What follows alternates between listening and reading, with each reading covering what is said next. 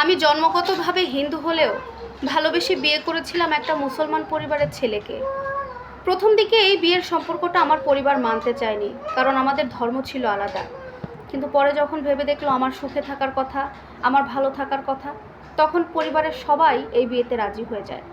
দুই পরিবারের মত নিয়েই কিন্তু আমাদের বিয়েটা হয়েছিল। বিয়ের প্রথম খুব ভালোই ছিলাম।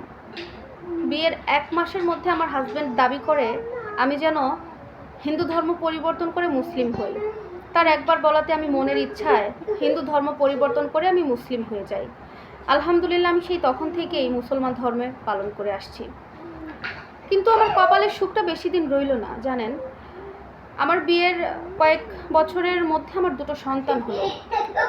2টো সন্তানকে নিয়ে দিনগুলো পার হচ্ছিল, কিন্তু 10 বছর সংসার কাটানোর পরে হঠাৎ করে আমার হাজব্যান্ড একদিন অফিস থেকে এসে যা নয় তাই বলতে লাগলো। আমার হাজব্যান্ড একটা কর্পোরেট অফিসে জব করত। সে আমাকে এসে বলল, দেখো, আমি তোমার সাথে আর সংসার করতে পারবো না। কথাটা শুনে বুকের মধ্যে একটা ধাক্কা লাগলো। আমার সাথে সংসার করতে পারবে না মানে? সমস্যা কি হয়েছে? হঠাৎ করে এমন কথা কেন? বলল, দেখো, আজকে 4 বছর ধরে আমার অফিস কলিগের সাথে আমার সম্পর্ক। বিষয়টা এখন সে বিয়েতে নিতে চাচ্ছে, ও চাচ্ছে সংসার করতে। তাই আমার পক্ষে আর তোমাকে তোমার সন্তানদেরকে দেখভাল করা বা তোমাদেরকে নিয়ে থাকা সম্ভব না। এতটা কষ্ট পেলাম কথাটা শুনে। ওর জন্য আমি কি করি নাই। ওকে অনেকবার বোঝালাম, দেখো, আমার কথা ছেড়ে দাও, তোমার সন্তানদের কথা ভাবো। কিন্তু সে বলে দিল কোনো সন্তানদের আর সে দেখতে পারবে না। তারপরে তাকে আর আমি ধরে বেঁধে রাখিনি, সে চলে যায়।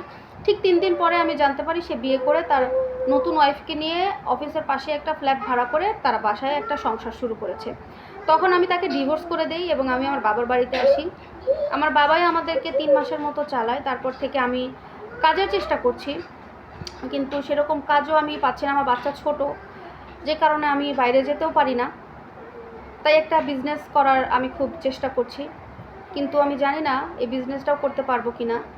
কারণ চাইলেই আসলে সব কিছু করা যায় না। আমার হাতে সেরকম কোনো টাকা নেই, আর বাবা আমাদেরকে দেখছে। বাবার অবস্থা খুব একটা ভালো। আমি জানি না আমি নিজেকে কবে দাঁড় করাতে পারবো। আমার 2টো বাচ্চাকে নিয়ে আমি কিভাবে চলবো, কতদিন আমি এই বাড়িতে বাবার কাছে থাকতে পারবো। তবে আল্লাহর কাছে আমার একটাই ফরিয়াদ, আমি জানি না আল্লাহ সেটা রাখবে কিনা। আমি আমার হাজব্যান্ডকে কখনো ঠকাইনি বা মানুষকে কখনো ঠকাইনি। তার জন্য আমি অনেক কিছু করেছি। তার একবার বলাতে আমি ধর্ম পরিবর্তন করেছি, এখন আল্লাহর পথে আছি। সেই মানুষটা আমাকে ঠকিয়ে চলে গেছে। তার প্রতি আমার কোনো অভিযোগ নেই, তার জন্য আমার কোনো অভিশাপও নেই। সে ভালো থাকুক, সে যেখানে যে অবস্থা থাকলে খুশি থাকতে পারে সে থাকুক। একটাই কষ্ট, আমাকে সে বুঝলো না। আমি জানি না আমি নিজেকে কতদিন শক্ত রাখতে পারবো।